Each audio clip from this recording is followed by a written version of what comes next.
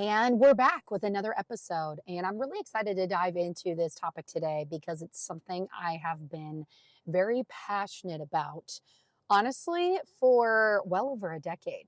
And when we get to talk about our passions, this is where you really get to see people light up. And the best part about the passion that I have, it's something that the world needs and the world is starving for. So, what is that? So I've shared with you before my background. I was a news anchor and reporter for about 5 years. I've shared that story a number of different times of just how I got into that was to tell people stories. The genesis of that actually was when I was in high school. I was that girl that would paint her body the school colors. I would out yell the cheering section or out yell the cheerleaders, I should say, and just become the cheering section. And people would just gravitate and just get excited, right? For Friday night football. Or maybe it was a basketball game. And because I was that person, I got invited to come back to the news when we won a game to be able to share on the news about the win for their Friday Night Light segment. So it really sparked something in me when I walked into that news station for the very first time and I was like, I get to come on here. I get to share stories. Particularly, that was my story, or the story of our school and the win that we had. But it really got to me, it really got me thinking of, you know what? There's going to be so many stories that need to be told, and we need good people to tell them. So then I made it my mission to really be able to learn what I needed to learn, to get my foot in the door, to then work at a news station. And so I did that for about 5 years. So, learning how to tell people stories was a skill set that I practiced day in and day out multiple times. In the news industry, what many people don't know is you would have to go out there, get multiple stories. I was what you would call an MMJ, multimedia journalist. So, I would shoot the story, write the story, edit the story, present the story, find the story, find the people that I needed to interview. It was a lot of work. I will tell you, it was a lot of work. So I got really good at listening and I got really good at telling people stories because I had to do it day in and day out. Then I had people who had seniority over me that would check my stories, being like, hey, let's tweak it here, tweak it there. So I was constantly getting feedback on how I could even make it better. So over time, I just got really good at telling people stories until literally one day I felt like I woke up and I was like, I don't want to tell these anymore. These are depressing. They're not the stories people want to listen to. They're just the stories people will watch because the news is there to instill fear in you. When we think about some of the crazy things that have happened, whether it has been the pandemic, whether it has been a weather phenomenon, whether it's been a tragedy, something that is always a pain point for people. And then it gets people to suck in and be like, oh my gosh, what do I need to know so I can help and protect myself? And really, there's nothing that they're really going to tell you that's actually going to help you. I I almost want to say I promise you that, but I can't promise you that. I just have learned to tune it out and take some facts in from different sources, churn it up with my discernment, and then figure out, okay, what actually is this? And I really implore people to do that. So, my passion, let's get back to it, right? My passion is helping people discover their real, bold, and authentic voice. And I coached on this for a number of years. When I was in the coaching space, I saw a lot of people struggle. They didn't know how to share their story. They had an amazing program, but they couldn't share their story. They couldn't share their service. People didn't really understand. They weren't clear on what it is that they actually did. So I got in there and really helped them drill down deep to figure out what is that. And I love that. Why? Because I get to do a lot of listening. So then I get to learn about them. I get to highlight to them, hey, this is a really important point. Focus on this. And I really even love giving people exercises to kind of, excuse the phrase, it's the only thing that really like encapsulates it is verbal vomit and just blah onto a spreadsheet or paper and just start dumping, start writing. A brain dump maybe is even better than verbal vomit because then you can empty what's in here to make space for clarity of what you want to say next. Because we got a lot of things churning up in there, right? So really being able to create space, create clarity on what do you want to say, what are you trying to convey, So then the person on the other end receiving is super, super clear. Now, I want to dive into a part of this as to so many people have had an assault on their voice. And primarily, I know women. Women have had a huge assault on their voice. There's a number of reasons for that. So, ladies, if you're listening to this, understand the assault on your voice isn't your fault. It happened well before you were born. But once we get information, now we can figure out what to do with it. And arguably, since being married, I've really come to understand that, you know what? Men have an assault on their voice too. Men have been attacked. I mean, goodness gracious, that's a whole nother conversation. And don't worry, I'm going to bring my husband in here. We're probably going to have a whole season when it comes to relationships. We actually used to have a show that we did live on Facebook called The God-Given Couple. We would put that up on YouTube, and then life just got crazy once we got engaged and married, and the Lord brought us through a whole bunch of new stuff. But now with this podcast coming out, it's just so amazing that all the things that we've grown through, and there's still so much more, we'll be able to just drip that wisdom onto people. And my husband and I have actually really been able to help a lot of young people, I would say mid 30s and younger, when it comes to dating, singleness, newly married. There's so many things that people don't talk about, the raw and the real. So I'm getting way off the subject of what I want to talk about today, but I just want to let you know that's coming up. So be excited for that. And if there's something relationship wise that you want to talk about or that you're curious about, please drop it below. I would love to be able to hear what that is. Whether I have insight on that or the guests that I'm going to be bringing into this podcast and on this podcast. Gosh, there are so many wise people that I'm surrounded with. So I can't wait for you to meet some of my closest friends and amazing guests that I know are going to just pour wisdom into you. So the assault on our voice, understand if you have struggles to share your story, to share what you're doing, if you feel like you're not worthy, if you feel like what you have to say is not important, maybe you can't articulate it like other people, if you feel like somebody else could say it better, gosh, and I could bring up so many other examples. But if any of that resonates with you, you need to listen to this or share this with somebody so they can listen to this, because so often we get in our own head as to, I'm not the one, or will they really listen to me? We think of all the reasons as to why not, rather than saying, scrap, we need to focus on why we should, because we had that experience. We have that insight. We have those questions. We have ... And we're not making it about us, but we're using what we've gone through in order to pour into other people. And I have a phrase that you're probably going to hear on this podcast all the time. Your story is meant to be mentorship to somebody else. So when you think about the assault that's on your voice, let's drill down deep, right? Again, we're going to be doing this a lot on this podcast. Drilling down deep as to why. If I was the enemy, I would want you to be quiet too. I would want you to be quiet. I would want you to think that your voice doesn't matter. I'd want you to think your voice doesn't have weight, that you're not old enough, that you're not young enough, that it's too late, it's too soon, somebody else. Fill in the blank. I would want that too if I was the enemy, but I am not the enemy. I am somebody who wants to empower you to use your voice, to share your experiences, because it will be mentorship to somebody else. One thing that I hated, I don't say hate very often, but I will say here, I hated this when I was growing up. You're too young. You're too young. What you have to say doesn't matter. And I hated that. I'm like, you know what? There's some things like I feel like I could add something in here. I'm not saying I'm a know-it-all. And there's a point in time when you're like really young, like, yes, listen to other people because you don't have maybe a ton of life experience.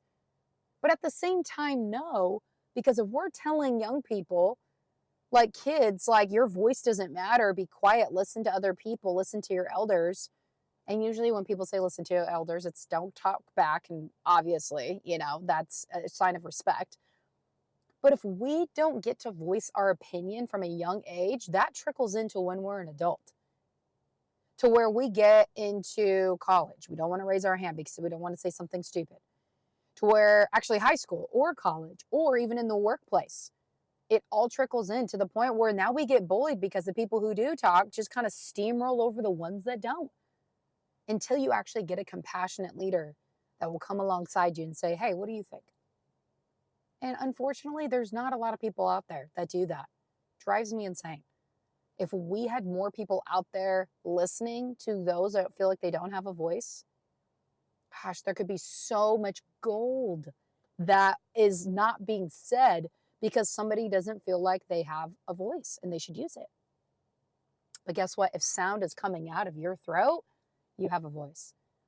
Maybe a little shaky, maybe a little rocky, maybe raspy like mine. Mine is like a deep, deep rasp. I'm not one of these people that, no, not me. I actually have to perk up when I talk because I have such a low voice. But you need to be, if that's you, if you're that person, you're like, I don't know if I should be the one talking. I'll go listen, right? You need to share. There could be some wisdom nuggets, some gold nuggets that have just been stowed away inside of you that need to come out. And so I want to encourage you that if you felt like you haven't been able to share up until now, guess what? We all got a platform. I mean, social media, YouTube, gosh, even sharing it with people in person. Get used to sharing it. And if you're in an environment where people do not appreciate, condone, value your input, get out of there. Get out of there. Because if you're in a room where everybody thinks like they're the one that needs to be heard, go find another room. There's a time and a place though, right? A time and a place where you can learn and listen, and then you can share. And I almost want to say it's 100% guaranteed that if more people shared verbally out loud, and even in parallel with that, like journaling as well, there would be so much more revelation, fulfillment, discovery in their life, in their business, in their careers, in their family, in their relationships, in their marriages, fully. So helping people really be able to discover their own true voice, not giving them mine, but activating what's already inside of them is one of my biggest passions. One of my biggest passions. I have loved being able to see women sometimes even for the first time, and they are in their, 50s, 60s, maybe even older, and then some, in their 20s and 30s, be able to actually share for the first time and be in a safe environment where they know that they're not going to get criticism, but they're going to get feedback. Now, what's the difference? Feedback comes out of a loving place, a leadership place, a nurturing place. Here's how we can tweak to make things better. But good job for going for it anyways. Be proud of that. Criticism is this is wrong, that stinks, that sucks, that blah, blah, blah. It's not actually helpful. It's just really condemning and you feel bad. The person receiving it just feels bad. Why would you want to make somebody feel bad? We need to applaud people, even if it's the little baby steps, because what may be a baby step for you is a giant leap for this other person. And the only way we're going to know that is by listening. So in order to be a good speaker, you need to be a good listener. When you listen to people's pain points, especially for all my entrepreneurs out there, all my business owners, when you take the time to listen, get feedback, ask questions, have people fill out forms, actually be even open to feedback is the first part, because a lot of people aren't open to it because they don't want to hear it. Because a lot of people, when they hear feedback, they're like, oh, I wasn't good enough. I couldn't do it on my own. Gosh, I failed there. Feedback is just ways that you can correct and pivot to get closer to where you want to be. So you got to make sure the feedback that you're getting are from people who have what you want, people that you want to allow to speak into you, and that are proponents of your dream and where you want to go. And if they're not, they may give you feedback that's unwarranted. A lot of unwarranted opinions out there and feedback.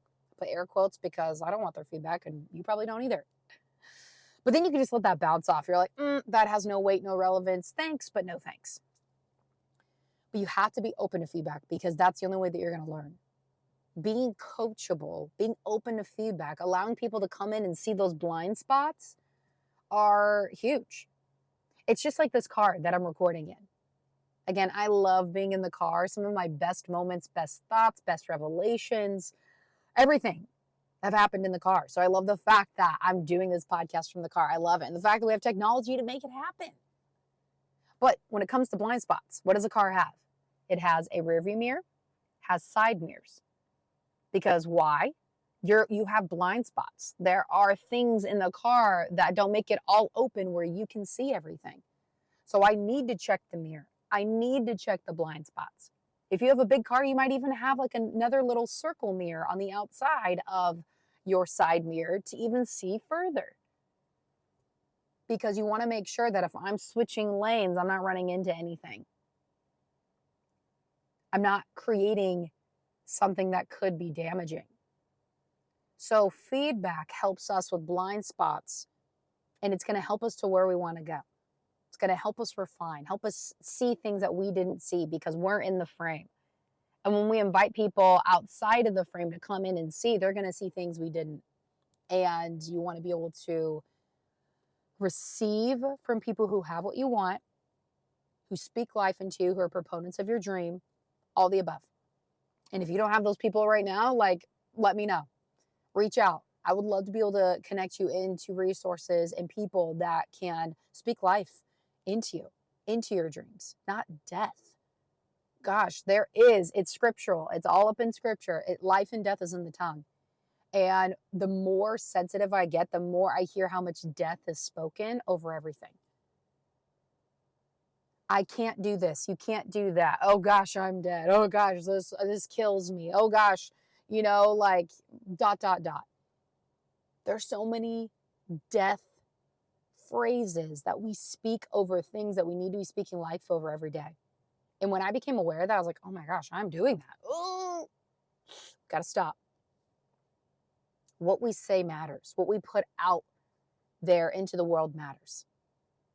We have been given breath by our Creator, and what we do with that breath matters. And there's a lot of people that take that for granted, that don't know what to do with that just think that they're a waste. And you're not. I'm here to tell you that you're not. Stop comparing yourself to other people that are in just a different journey, different spot in life than you. Easier said than done. But the best way to get the most fulfillment out of your life is to start talking, start sharing, start pouring out.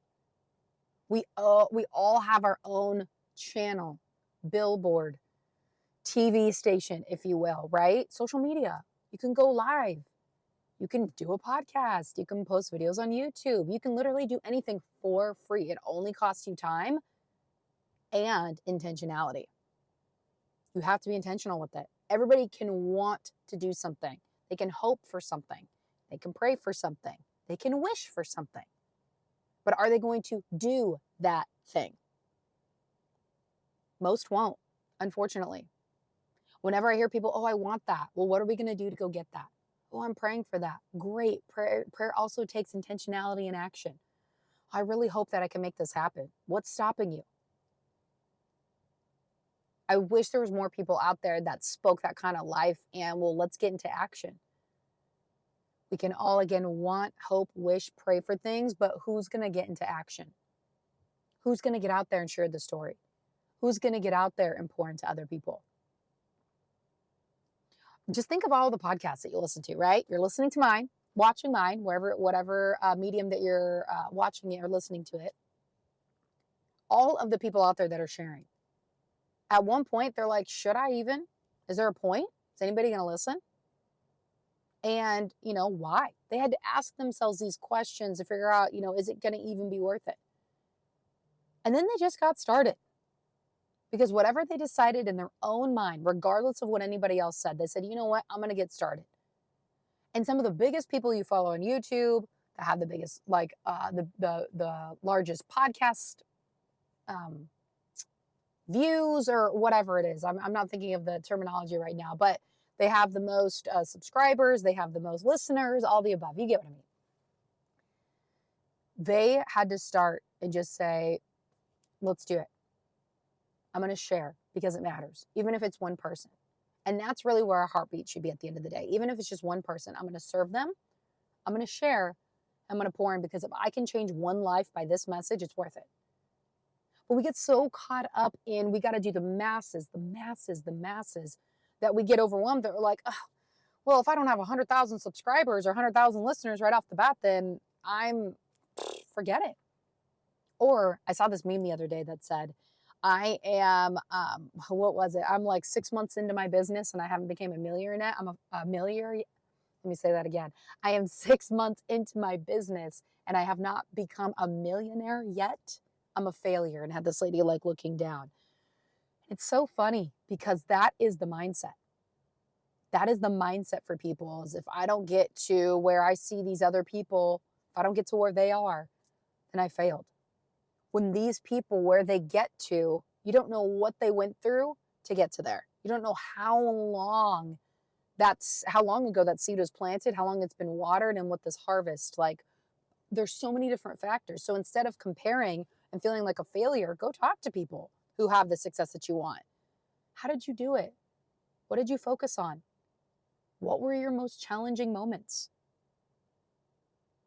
Were there times that you wanted to give up? Ask questions. Not enough people ask questions, because then when you listen, you really get good insight. And then out of that insight, out of those revelations, guess what? Share those. Get out there and share. One of the biggest things that I see on social media, so many people are so hot to, here's my business, here's my product, buy, buy, buy, purchase, purchase, purchase. I'm the one, I'm it. And they don't do enough value dripping outside of what they do for a living. Like, let them get to know you. People are now making buying decisions not just based off if you're the best and you can help them get a result, which everybody's the best, everybody can help get results, air quotes. They want to know, do I like this person? Could I see myself doing life with this person, going to dinner? Like having our families come together. They want to know. And if the answer is no, they're like, let me go find somebody else. I know the word alignment gets tossed around like a lot, but truly we are in a season where people are not settling. They've settled before, hasn't gotten them anywhere, and now they're in a place where, you know what? I'm not settling. I am not settling to just do whatever, to be taught by whoever, to get poured into by whatever, to be coached by whoever. They're done with that. I've met people who went with the best. I'm doing a lot of air quotes in this podcast because anyways, up for interpretation. They've spent thousands, maybe six figures. They spent a lot of money and they got nothing out of it. They took that leap and they got burned. Now there's a lot of different, interpretations of that. Whether they didn't do the work, the coach didn't live up to their end of the bargain. There's a lot of gray area, right? So really understanding the person of who you're being poured into, mentored by, listening to, getting feedback from, all the above, it really does matter.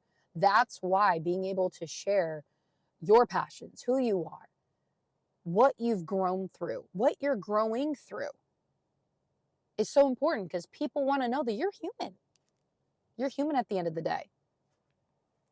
And the ones that don't look human, that we put on this pedestal, that we're like, oh, like they just have it all together, cracks me up. I'm like, tell me about your biggest struggle. Tell me about how you overcame that. Tell me about your mindset, the war that's in your mind, the mindset that you wake up with every morning, how you tackle that when it's not favorable. Like, show me, tell me. People need to ask more of those questions, because you can get the strategy of how to create a six-figure business or how to create this or create that. But guess what? When you wake up every day and you got voices in your head that you have not fought yet and you just kind of put on the back burner and they're taunting you all day long, when you got an environment that's around you that is just soul sucking and you have energy leaks everywhere from people and things that do not serve you, like, we need to be able to tackle that first in order for your thing to be able to survive. Everything that's around us, from the podcasts we listen to, the people we listen to, the environment that we're around, the resources that we pour into, everything can be mentorship to you. Then you get to churn it up in your spirit and in your own mind, in your own life, and you get to now share what that meant and what that did for you. And you may not feel like you're the one that's going to have the biggest influence right off the bat, the biggest impact, whatever. Why are we always so focused on big? Let's focus on the one. I remember in scripture so often that line that he left the 99 to find the one. Jesus left the 99 to find a one. And there's an image that's going around online recently of a picture of Jesus like reaching out, and this one little lamb is just out in this forest and he's reaching for the one. How powerful is that? Is a lot of the times we feel like that one. We feel like, ugh, you know what, forget it. No one's going to remember me. It doesn't really matter. It matters. It matters. And then one day, you're going to be able to help that one that just about gave up on themselves. They're about to throw in the towel, saying, I'm done. I quit. Whether it's quitting that business, whether it's quitting at life. I've received some powerful messages of people that have told me things that I've shared with them have saved them from killing themselves, have saved their relationships, have helped their mindset, helped their business. And when you get feedback from people like that, you get comments. Whoo, it is humbling. I'm grateful.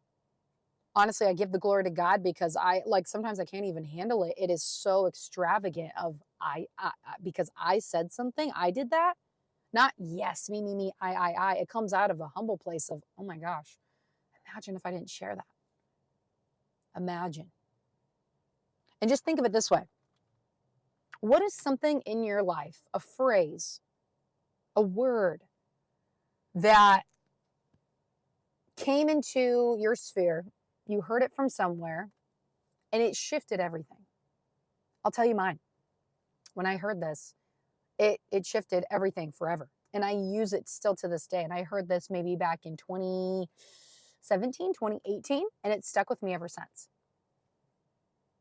I fight for people's possibilities while they'll fight for their limitations. Like, think on that. I fight for people's possibilities while they fight for their limitations. So deep. What is that phrase? What is that word for you? Write that down. Journal on it. Share about it. If you're going to share on social media, tag me in it. I want to hear it. Because you never know what your share could spark something in me or anybody else. But imagine if those words or that word that was shared with you that shifted everything wasn't shared. I can't even imagine that phrase that I just shared with you not being uttered to me. I can't even imagine it now because I use it everywhere. And it's in every fiber of my being that I get to fight for people's possibilities. I get the absolute privilege and honor to serve and fight for people's possibilities while they'll fight for their limitations. I get to see the potential. I get to see and help them and try to shed layers off their doubt and disbelief. And then it takes them to see it for themselves. Can't force them. But sometimes when people come alongside and they see something in you and you're like, I don't know what you see, I don't know what you believe, but I'm going to borrow that for a little bit until I can build my own. And I've seen hundreds, honestly at this point, probably thousands of people in my life because of that phrase, latch onto that and make changes in their life. And probably a lot of things that I don't even know about. Because when you share things, you don't know that ripple effect. It's like you're camping and it's early in the morning. And you unzip your tent and you walk out to the lake and you see it's just glass. Then all of a sudden you throw a rock in there and now the ripples go on forever.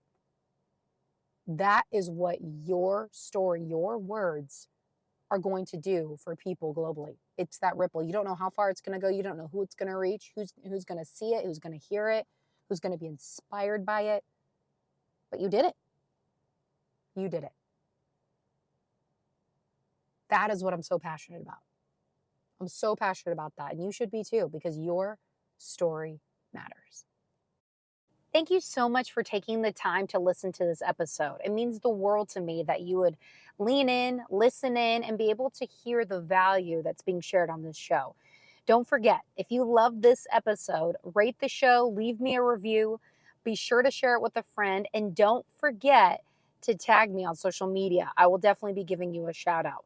Also, come say hi, drop in the DMs. I would love to be able to hear what stood out to you the most on the episode and if there's any topics that you would like to hear on the show. We'll see you next time.